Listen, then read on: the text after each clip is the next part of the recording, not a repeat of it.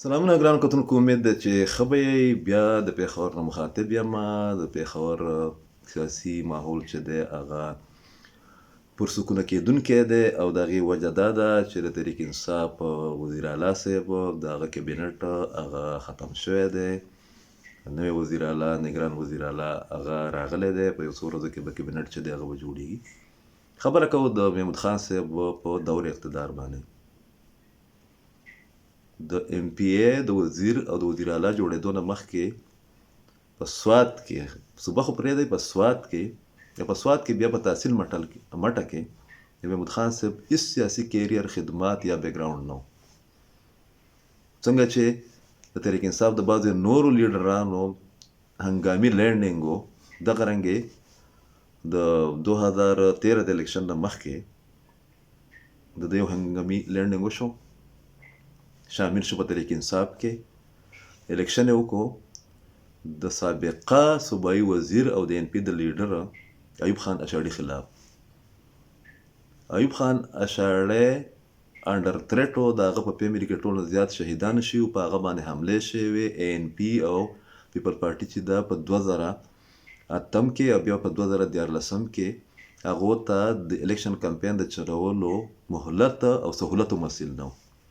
هم د هغې نه پیدا واخیسته. محمود خان صاحب ایم پی ای شو. د ایم پی ای نه بعد چې دی هغه وزیر جوړ شو د پرویز خټک صاحب په کابینټ کې، چې هغه ته دا اعزاز حاصل دی نن هم چې هغه 4 ځله د هغه وزارتونه چې دي هغه د هغه د نااهلۍ او د ناکامۍ د وجې نه پرویز خټک غوندې وزیر اعلی چې دی هغه بدل کړه.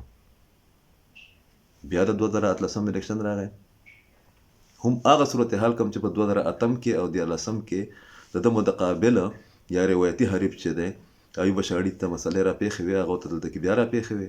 د هغه دپاره الیکشن کمپین کول بیا ناممکن و. او د هغې نه بیا چې دی محمود خان صاحب پیدا اوچته کړه او هغه ایم پی ای شو. په تحریک انصاف کې دننه د پارټۍ د ګروپونو مسله وه او د هغه ګروپونو د مسلې په نتیجه کې موږ چې وایو فال راووتو د سوات خان د سپین خان. څنګه چې په لاهور کې عثمان بزدار کېنولی شو، دغه رنګې دلته کې محمود خان کېنولی شو په یو دې ډیل باندې چې یو څو میاشتې یا 2.5 کاله 1.5 کال په دې حکومت کې. د هغې نه بعد به کوم چې جینون او په میرټ باندې کینډیډیټ و عاطف خان، هغه به بیا چیف منسټر کېږي. خو په دغه منځ کې چې دی ډېر عجیبه غوندې کارونه وشو. هغه په دې پس منظر کې چې اعظم خان صاحب چې هغه به پرایم منسټر هاوس چلو، هغه د شهاب علي شاه د خپل یو چیلې خپل یو شاګرد خاص په ذریعه باندې سی ام هاوس چلول شروع کړل. او ټولو مفادات چې کوم رالل، ذاتي مفادات، مالی مفادات، انتظامی مفادات، د هغې په نتیجه کې محمود خان صاحب پاتې شو، عاطف خان شاته لاړو. ډېر غټ خفګان پکې وشو، ناراضګي پکې وشوه، خو مسله چې دغه حل نه شوه او د وزیر اعلی پاتې شو.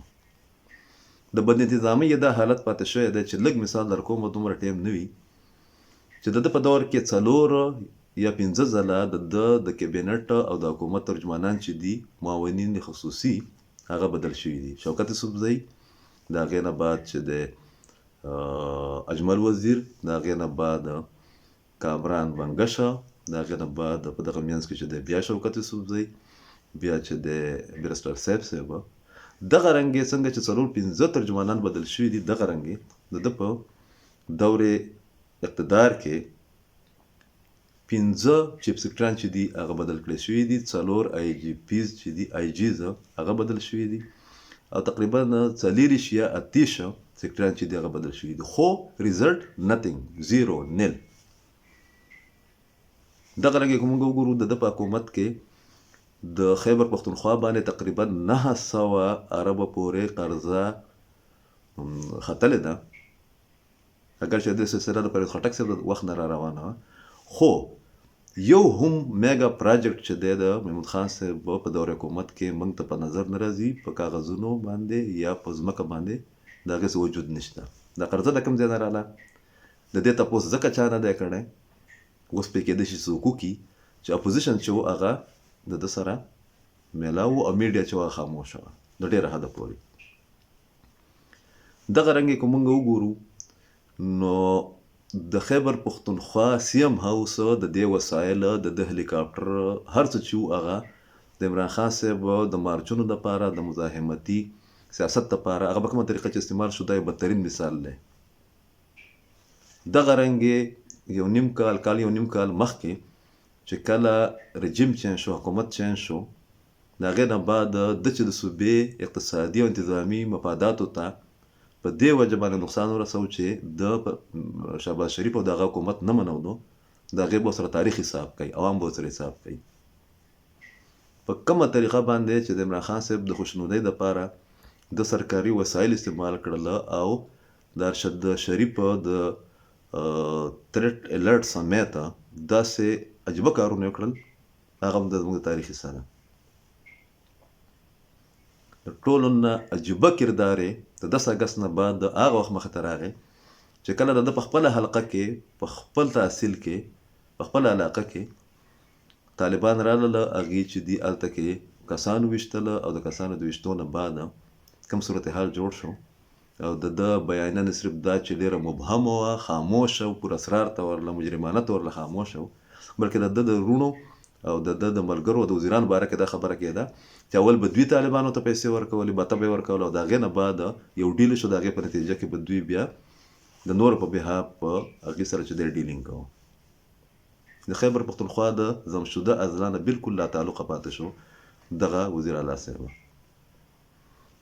انتظامي طور له کرپشن په حواله باندې بعضې خلک وایي چې هغه ډېر شریف سړی، ډېر معصوم سړی، دا وروسته پته لګي د هغه رور چې و د هغه په باره کې عام تاثر دا و چې هغه ډیفیکټیو یا ډپټي چیف منسټر دی احمد خان. د خیبر پښتونخوا څومره غټ فایلونه چې بو د ټرانسفر یا د پوسټینګ هغه به دریو کسانو کول، اعظم خان، شهاب علي شاه او د ده وروره احمد خان. په سوات کې چې په کومه طریقه باندې دوی ځمکې قبضه کړې، په سوات کې چې په کومه طریقه باندې دوی کرپشن وکړو د کنسټرکشن په نوم باندې، د روډونو د جوړولو په نوم باندې، په نورو پراجیکټو کې، هغه د سوات د تاریخ او د خیبر پښتونخوا د تاریخ یو جدا باب دی. په داسې صورتحال کې زموږ صوبه چې څومره سفر شوه، په کومه طریقه باندې چې دلته کې موږ ته سیاسي، اقتصادي او انتظامي نقصان ورسېدو، هغه یو بدترین تاریخ دی. څوک هم دا نشي ویلی چې د خیبر پښتونخوا چې څومره وزرا اعلی پاتې شوي دي، د نګران وزیر اعلی سمیته، په هغې کې د محمود خان نه ناکام وزیر اعلی چې دی هغه به څوک پاتې کېدی شي. دومره غټ منډیټ، دومره غټ اعتماد، خو بیا ډیلیوري چې ده 0 مطلب 0 یا 0. تاریخ به دا فیصله کوي او د خیبر پښتونخوا عوام هم چې دې سړي د خپل وزارت اعلی په دور کې د خیبر پښتونخوا د حقوقو څومره تحفظ کړی دی، د خیبر پښتونخوا د امن څومره خیال ساتلی دی، زموږ د سکیورټي څومره خیال ساتلی دی. ټیک شو، نن هغه وزیر اعلی نه دی، خو دا بلکل ممکنه نه ده چې د هغه چې کوم رول پاتې شوی دی هغه به د دې صوبې خلک او د دې صوبې میډیا، د دې صوبې پالیټیشنز چې کوم دي سیاسي ورکران، هغه به هیر کړي. یو تاریک دور و، شکر ده چې دغه دور ختم شو او کومه کشیدګي او کومه عجیبه غوندې ماحول چې دلته کې جوړ کړی و د هغې خاتمه وشوه. اوس هم دا د خلکو آئیني، جمهوري او سیاسي حق دی چې د ده په دور حکومت کې چې د خیبر پښتونخوا کوم استحصال شوی دی، کوم ایکسپلایټیشن شوی دی، د هغې په یو مرحله باندې احتساب وشي. اگر چې په پاکستان کې، د پاکستان په تاریخ کې دا ناممکنه خبره ښکاري، خو دا کم از کم موږ ویلی شو چې محمود خان صاحب یو ناکام وزیر اعلی ثابت شوی دی.